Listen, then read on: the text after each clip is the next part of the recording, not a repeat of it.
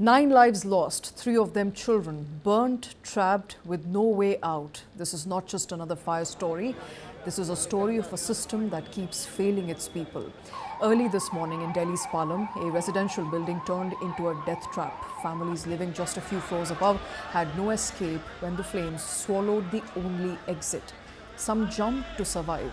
Others never made it out.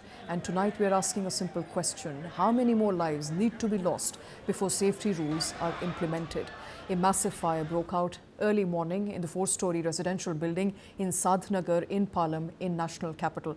The blaze reportedly started in a cosmetic and clothing shop operating in the basement and lower floors, quickly spreading upward to residential areas. With highly combustible material stored in the shop, the fire intensified within minutes. The building had residences on the upper floors.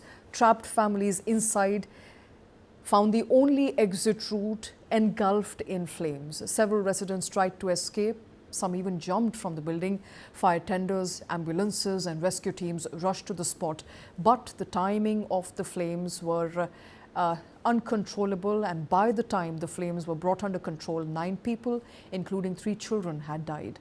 As the tragedy unfolded, response began pouring in from the top leadership of the country. Prime Minister Modi expressed condolences, announced an ex gratia compensation for the victims' families and the injured. Delhi Chief Minister Rekha Gupta ordered a magisterial inquiry into the incident. Authorities have said that a short circuit could be possible cause, while forensic teams have been deployed to determine the exact trigger. But even as investigations begin, the focus now shifts to whether this was just an accident or a result of a deeper systemic lapse. Because this is not an isolated tragedy. This is a pattern that keeps repeating with chilling familiarity. From hospitals where patients lie helplessly to homes where families believe they are safest, fires continue to turn everyday spaces into death traps. We have seen infants burnt alive in hospitals in Delhi last year, babies who could not even move, let alone escape. Party goers die in a nightclub fire in Goa. And today, once again, in the national capital, 9 people are dead, trapped inside their own home with no way out.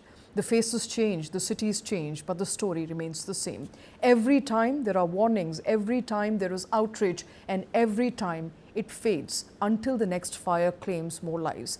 Data clearly shows that most fire in India happen inside residential buildings, places that are supposed to be safest, yet exits are often blocked. Flammable materials are stored carelessly, and safety norms exist largely on papers. And this is not just negligence, this is a systemic failure that continues to cost innocent lives again and again. This is not just about one building in Delhi today. This is about every home, every family living in structures where safety is compromised on a daily basis. Because the pattern is clear. The warnings are repeated, and yet the system does not change. So the real question is not what caused the fire, but when will enforcement authorities finally wake up? On the show with me is R.C. Sharma, former Director, Delhi Fire Services, former Deputy Inspector General of Fire Services, and Dr. Rajiv Nanda, Senior Advocate, Supreme Court of India. I want to come to you first, R.C. Sharma. There's a clear problem here as far as enforcement is concerned, sir. This is a residential fire. Similar such fires have occurred, not just in residential areas, but also in commercial complexes. We talked about the fire in Delhi just a short while ago, a couple of months ago, that killed infants, children who were in NICU. And then we heard of what happened there in the Birch Club in Goa. Similar tragedy keeps unfolding. What sense do you make of it, sir? Do these structures not have the relevant NOCs? And if they have the relevant NOCs, why don't they have a proper fire exit? So this is the big problem here. What we are talking about is an area which is a low-rise buildings, is residential area, and it's in fact dual-use commercial along with the there are shops at ground level, and they have got residences on upper floor. Now, this doesn't come in the purview of the Fire Service Act and building bylaws. They say that below 15 meters, that need not go to fire department. And you will observe that most of the people have died in Delhi also. 90%, above 90%, they have died in the low-rise buildings, not really high-rise buildings. So that is the big irony that the low-rise buildings are out of the purview of Delhi Fire Service and other acts in all other states also. It's only some buildings like your cinema halls, and maybe that your low-rise buildings, say schools and hospital nursing homes, up to 9 meters and above, they also come. But these residential buildings, they do not come in the purview of fire department. So now there is no rules being followed there, and nothing can be enforced.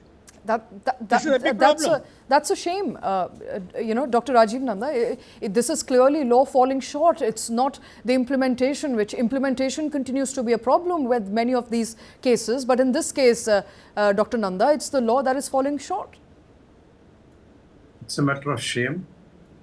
We intend to become the Vishwa Guru, and what we are doing is, in the name of law, that such and such is not falling in the fire safety system.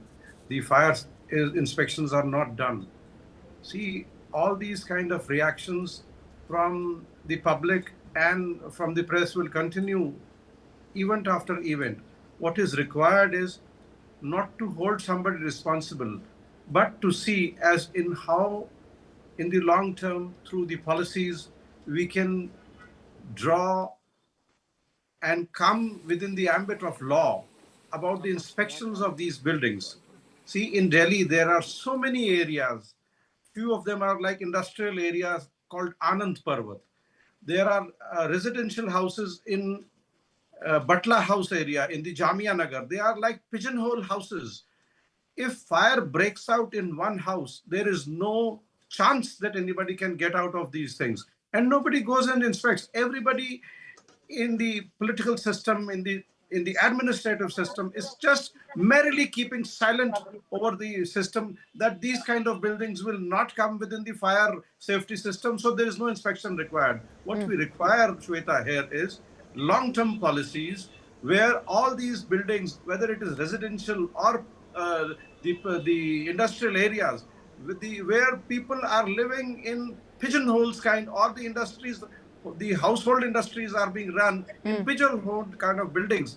These are all required to be done through, irrespective of whether it is a high-rise building or it is a low-rise building. It should not make any difference. Absolutely. Today we are looking in for just a scapegoat, maybe the building owner today. But why all this has happened and who permitted all this to happen? Always looking for a scapegoat for that matter, Dr. Rajiv Nanda. In case of the tragedy at Romeo Lane as well in Goa, we looked for the owners. We tried to, ensure that the property is destructed and damaged after the event. So we are only waking up post-tragedies. We're only questioning post-tragedy. Unfortunately, the law, as R.C. Sharma pointed out, is falling short, and it's the implementation that also continues to be a problem. So we don't have a policy. We don't have to. In this case, we don't even have a policy. So day after day, it's the common people that loses, its life. The people of this country who continue to suffer in absence of a policy, and perhaps this should be a wake-up call to everybody.